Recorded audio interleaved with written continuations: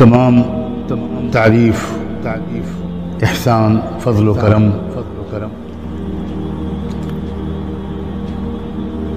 اس رب کریم کا ہے جس نے زندگی میں ایک بار پھر رمضان مبارک کا موقع عنایت فرمایا، روزوں کی توفیق بھی عطا فرمائی، تراویح پڑھنے کی بھی توفیق دی، اور کسی حد تک کچھ نیک کام کرنے کی توفیق ہم جیسے گئے گزروں کو بھی اس نے عطا فرما ہی دی۔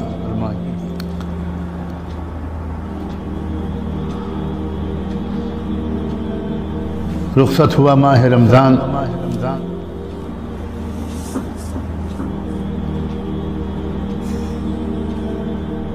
اللہ تعالیٰ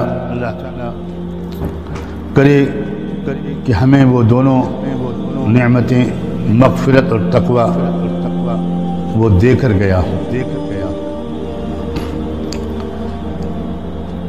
آج یہ عید کی رات ہے،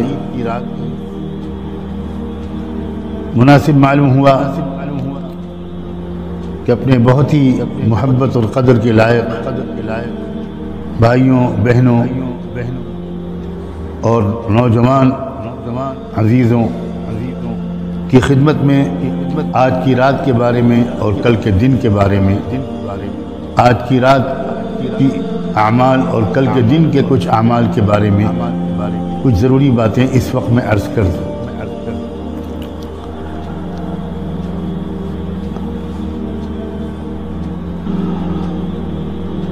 آج کی رات کے بارے میں یہ ذہن میں رکھیں کہ آج کی رات بھی رمضان مبارک کی راتوں کی طرح کی خصوصی رات ہے۔ رمضان کی راتوں کی فضیلت کا تذکرہ تو بار بار آتا رہتا ہے، اور اس کی وجہ سے کچھ نہ کچھ عمل کی توفیق بہت سے لوگوں کو مل جاتی ہے، مگر عید کی رات کے بارے میں شاید اتنی توجہ یا نہیں ہوتی۔ یہ انعام کی رات ہے، اللہ کے رسول صلی اللہ علیہ وآلہ وسلم نے اس کو لیلۃ الجائزہ بھی قرار دیا، اور سنن ابن ماجہ کی ایک روایت ہے جس میں اللہ کے رسول صلی اللہ علیہ وسلم نے عید الفطر کی رات، یعنی جو آج اس وقت رات ہے، اس کے بارے میں اور عید الاضحیٰ سے پہلی والی رات دونوں کے بارے میں ارشاد فرمایا کہ من قام لیلتی العیدین محتسبا للہ تعالی لم يمت قلبه یوم تموت القلوب۔ بہت بڑی فضیلت بیان فرمائی آج کی رات کے بارے میں بھی، اور عید الاضحیٰ بقرعید جسے کہتے ہیں لوگ، اس کی رات کے بارے میں بھی،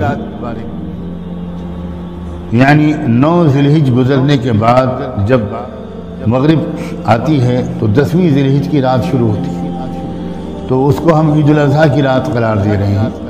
ان دونوں راتوں کے بارے میں یہ اللہ کے رسول کا ارشاد حدیث کی کتابوں میں آیا ہے کہ جو شخص ان دونوں راتوں کو بھی اللہ کے ذکر و عبادت میں گزار لے گا، اس کو ایک بہت بڑا انعام ملے گا کہ جس زمانے میں دل مردہ ہو جائیں گے، اس دور میں بھی اس بندے اور بندی کا دل مردہ نہیں ہوگا۔ اندازہ کیا جانا مشکل ہے کہ دل کا مردہ نہ ہونا، دل کا زندہ رہنا، یہ کتنی بڑی نعمت ہے۔ ساری خرابیاں دل کے مردہ ہو جانے کی وجہ سے انسان کے اندر آتی ہیں، اور ساری خوبیاں دل کے زندہ ہونے کی وجہ سے آتی ہیں۔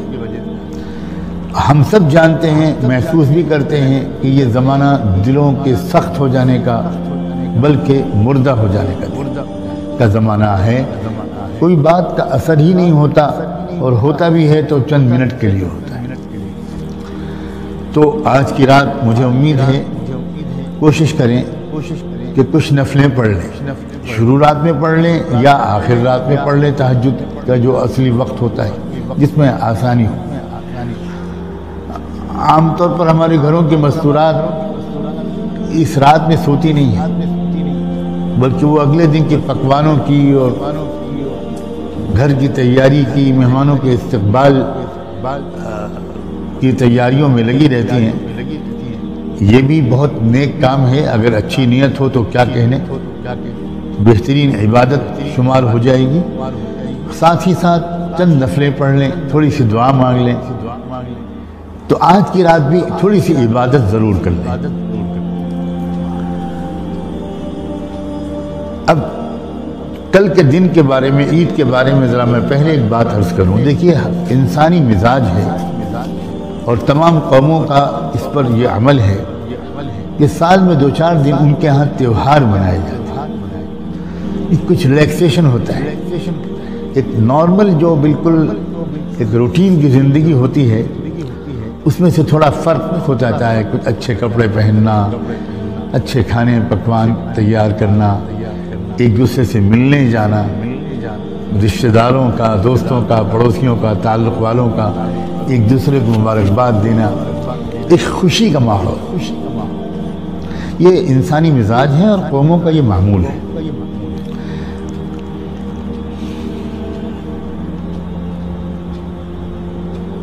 اور اسلام چونکہ دین فطرت ہے، انسان کی فطرت کے جو تقاضے ہیں،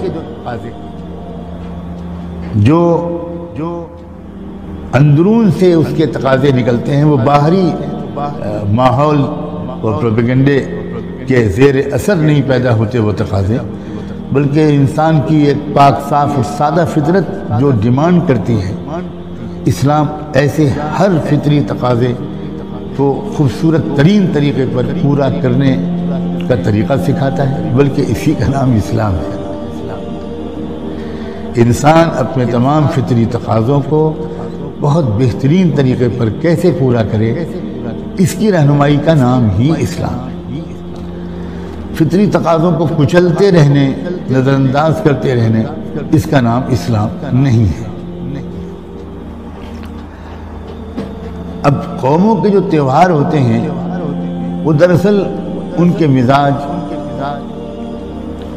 ان کے عقیدے، ان کے تصورات، ان کے کانسیپٹس، ان کی روایات، ان کی ٹریڈیشنز اور ان کی تاریخ کا ایک ترجمان اور آئینہ دار ہوتے ہیں۔ جس قوم کا مزاج کیا ہے، اس کو دیکھنے کے لیے ایک آسان طریقہ یہ ہے کہ آپ یہ دیکھیں کہ وہ قوم اپنے تہوار کیسے مناتی ہے۔ یہ بہترین ایک پیمانہ ہے جج کرنے کا۔ ہم دیکھتے ہیں کہ کچھ قومیں ہیں جو تہوار مناتی ہیں اور خوب شراب پیتی ہیں، ناچ گانا، میوزک، زنا، فحاشی، اور ہر چیز درست ہو جاتی ہے اور کہا جاتا ہے کہ برا نہ مانو۔ اب آگے جملہ آپ خود پورا کر لیجیے، برا نہ مانو، ہم تو برا کام کریں گے، تم برا نہ مانو۔ یہ اس سے آپ کو قوموں کے مزاج کا اندازہ۔ کہا جاتا ہے کہ دنیا میں سب سے زیادہ شراب جس دن پی جاتی ہے، جس رات میں پی جاتی ہے،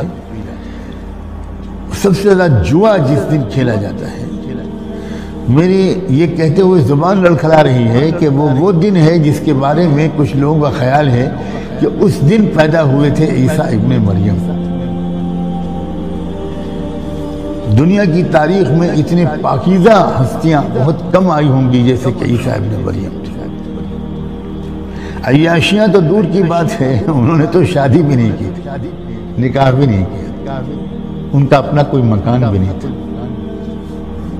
بہت فقیرانہ زندگی گزار کر دنیا سے گئے، پاک صاف۔ ان کی یاد کے نام پر جو منسوب ہے تہوار، اس کا یہ حال ہے۔ تو اب سوچئے ذرا، اسلام نے جو تہوار منانے کا طریقہ سکھایا، جب مدینہ منورہ آئے رسول پاک صلی اللہ علیہ وآلہ وسلم مکے سے ہجرت کر کے، تو اسلام کی اجتماعی زندگی کا آغاز مدینہ ہی سے ہوا۔ وہاں مدینہ والوں کو آپ نے دیکھا کچھ تہوار مناتے ہوئے، پوچھا تو انہوں نے کہا کہ ہاں، ہم لوگ سال کے 2 دن کچھ کھیل کود تماشے کرتے ہیں۔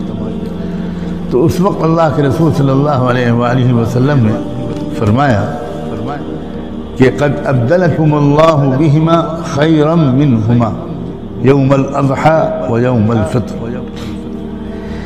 کہ تمہارے اللہ تعالیٰ نے تمہارے ان دو تہواروں کے بدلے میں اس سے بہتر 2 دن تمہارے لیے مقرر کر دیے ہیں، اور اب وہی تمہارے لیے قومی اور مذہبی تہوار ہیں۔ ایک ہے عید الاضحیٰ کا دن اور ایک ہے عید الفطر۔ غور کیجئے کہ اللہ تعالیٰ نے کیا انتخاب فرمایا ہے۔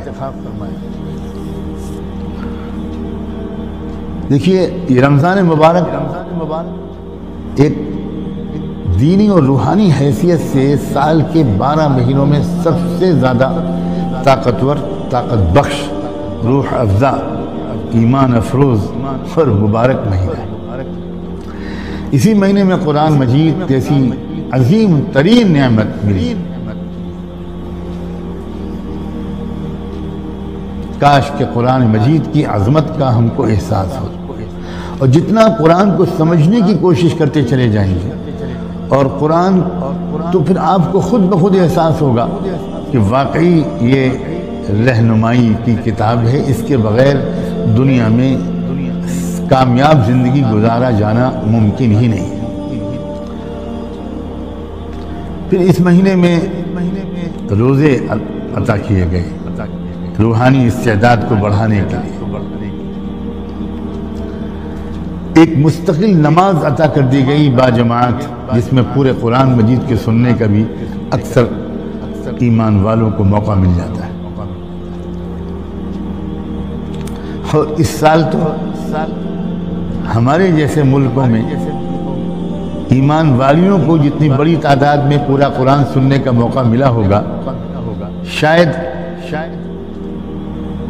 پچھلے سالوں میں کبھی نہیں ملا ہوگا۔ تو ایک شر سے خیر کا ایک پہلو یہ بھی سوچا جا سکتا ہے۔ بہت سی اور نیکیوں کی توفیق اللہ کے توفیق سے اللہ کے بندوں اور بندیوں کو مل ہی جاتی ہے۔ پھر خواہشات کی قربانی، مجاہدہ، گرمی اور پیاس اور سب کے باوجود روزے پورے کرنا۔ اب سوچیے ذرا، اس مہینے کے خاتمے پر جو دن آئے وہ سب سے زیادہ اس کا مستحق ہے کہ اس کو اس امت کے جشن اور خوشیوں کا دن قرار دے دیا جائے، کیونکہ اصل خوشی تو روحانیت کی ترقی پر ہونی چاہیے نا۔ فَبِذَلِكَ فَلْيَفْرَحُوا، یہ ہے اصل خوشی کی چیز۔ تو اللہ تعالیٰ نے رمضان کے بعد کا جو پہلا دن تھا، شوال کا پہلا دن، اس کو ایک خوشی کا دن، یوم العید،